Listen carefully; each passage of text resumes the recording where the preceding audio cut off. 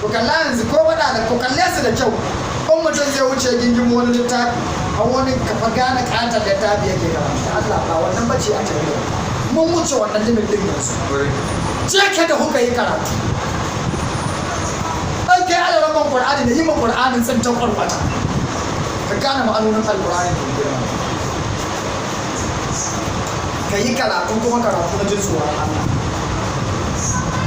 ka san hadisai sai ban aburan ka da samu ku wannan kissa maza Allah ya ce ga yi can yana cikin damuwa sai da ya zo ya faru da ya faru ya ce wallahi ban kan samu sabari da Umar amma kuma na je gurin shi na ce ya kudi ya ki hakuri shi kuma Umar bayan an je gidan shi da Umar sai abin ya dame shi sai ya tashi ya koma kuma sai da nawa ne Abubakar ya je gida ya ce mai na hakura ta wuce aka ce bai ya san ba inda zai gani sai wurin sai da nawa ne kuma sai wurin annabi yana zuwa madinan annabi kan daga nesa ya bude masir na Umar wuta ya ce menene ya sa dame ka da abokina wallahi kan wanda ya kuskure ya kara taba min abokina ya taimake ni lokacin da nake neman taimako ya mun lokacin da bako mun ba ya mun abin da ya kamata sai da ya tsugunna sai da na Umar yana neman hakuri annabin Allah kaman abuwa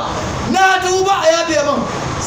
ya dage abin da majanyin shi tunda ba wando bane irin yana neman abuwa yana bada hakuri sai da na Abubakar yana annabi kai hakuri laifina ne ba shi bane yace saurara min Umar ina faɗan muku daga yau ba kai ba kar a ƙara samun wani wanda ya taba min abokina kun san dalili ya sa ce abokin shi ne alaramma tauba Allah ce illa tansuru faqad nasarahu Allah id akhrajahu alladhina kafaru thani ithnain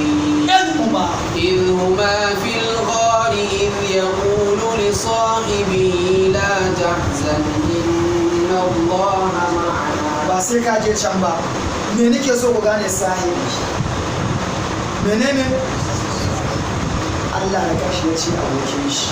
ya ce mai la ta hazan menene bambancin la ta hazan da Khalid da la ta khaf wa zanna Dawud annama wa khawra raji'an wa ana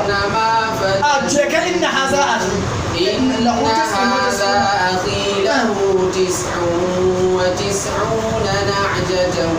ولي نعجة واحدة فقال أكفر